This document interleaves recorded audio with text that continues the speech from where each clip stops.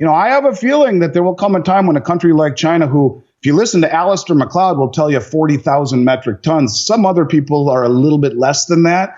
Certainly not the 20 some hundred tons that they tell us, but 8, 10, 12, 15, 20 times what they say that we have. If you look at the amount of production and the amount of importing and what they already had, it's pretty easy to say that they have way more than we do as a country. But I have a feeling there will come a time before the music stops where they revalue gold. And they will do the same thing that Roosevelt did. And they will revalue gold, and they will end up having a very strong currency backed by gold. China has reported another gold reserve purchase, adding 10 tons of gold to their growing reserves. As of the end of January 2024, China's official gold reserves, as reported to the IMF, stood at 2,191.53 tons. The country has experienced substantial growth in reported gold reserves in recent years, with an addition of 243.22 tons since the summer of 2022. However, many analysts suspect that the true figure for China's gold reserves is likely much higher. Alongside the People's Bank of China, the State Administration of Foreign Exchange, SAFE, and the China Investment Corporation, CIC, are also believed to hold significant gold reserves. Due to state secrecy surrounding its gold holdings, there is considerable uncertainty about China's actual amount of gold. While officially reported at 2,191 tons, it is speculated to be much greater. China's reluctance to disclose its true gold reserve numbers underscores the strategic importance of the metal as an asset. Andy Schectman, CEO and president of Miles Franklin, believes that countries like China, with substantial gold reserves, will eventually revalue gold, potentially causing a surge in its value. He observes disparities in reported gold reserves, indicating that China probably possesses more gold than officially acknowledged. Many analysts believe China's true gold holdings are far greater than official figures.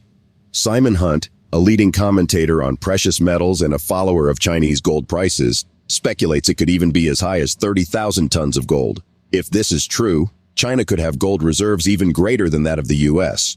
Historically, the actions taken by former U.S. President Franklin D. Roosevelt during the Great Depression revalued gold as a means to stabilize the economy. Andy speculates that China might pursue a similar strategy to bolster its currency's strength. Such a move could potentially lead to a significant increase in the value of gold. We will present clips from Andy Schectman's interview with Liberty and Finance. But before we do, if you want more videos like this, please hit the subscribe button and turn on the notification bell for more updates. Thank you, and enjoy the video. I have a feeling that there will come a time when a country like China, who, if you listen to Alistair McLeod, will tell you 40,000 metric tons. Some other people are a little bit less than that. Certainly not the 20 some hundred tons that they tell us, but 8, 10, 12, 15, 20 times what they say that we have. If you look at the amount of production and the amount of importing and what they already had, it's pretty easy to say that they have way more than we do as a country, way more than the 8,100 metric tons we're supposed to have that hasn't been audited.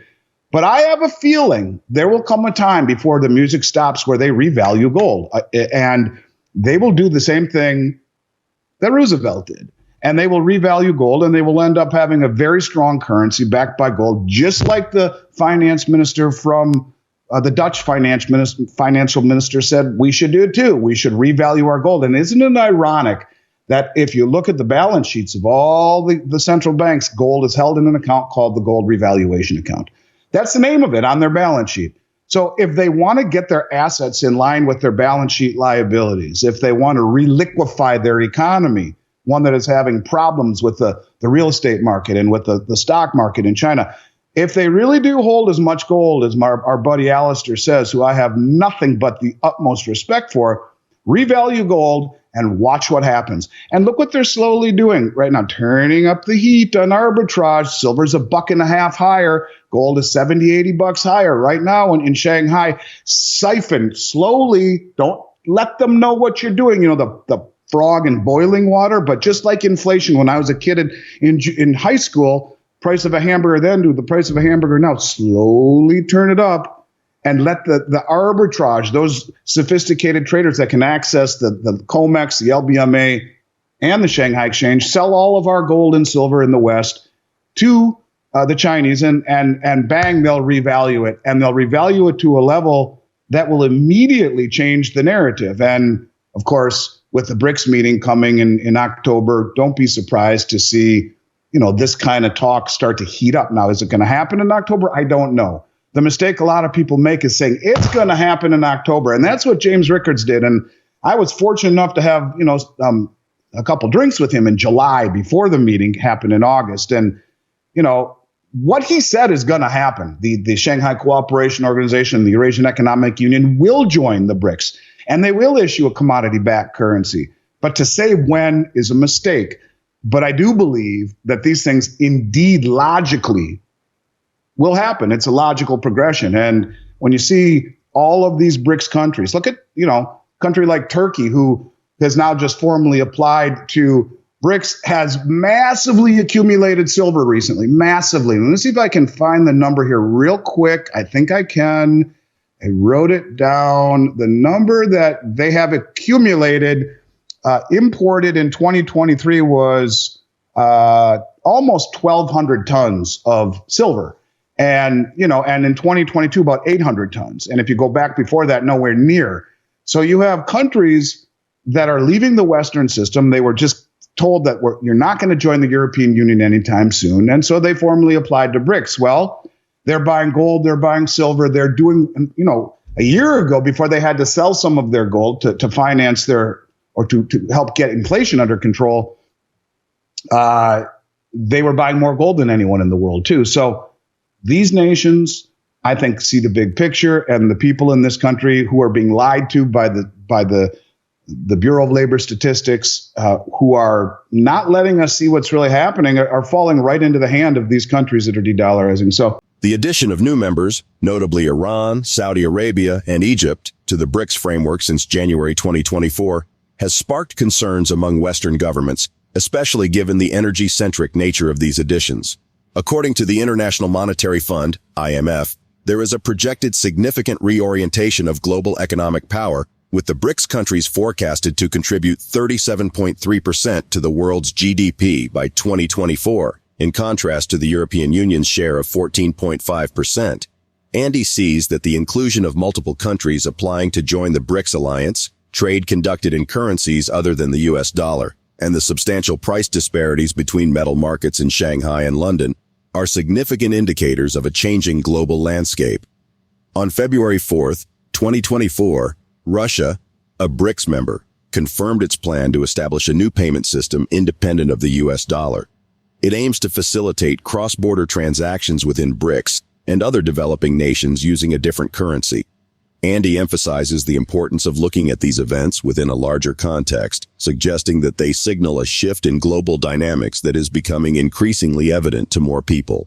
Despite declining reported inflation, prices continue to rise, especially in the precious metals market. Andy finds it perplexing that gold, traditionally seen as a hedge against inflation, is experiencing price drops when inflation rates are higher than expected. When you see 35 other countries formally apply to the BRICS and 20 plus informally apply, when you see trade being done on the M bridge, usurping the SWIFT system, when you see trade being done in other currencies that used to be done in dollars, when you see repricing of metal $100 an ounce higher and gold and $2 an ounce higher and silver on the Shanghai exchange than in London, or all of these things in and of themselves are important news stories. Put them together into a bigger context and they become very concerning. And that's really, I guess, what I have been trying to do. And so, yeah, it's I think that we're getting to that point where things are going to become very, very evident to people. Well, let's look at today as an example. Yeah. So,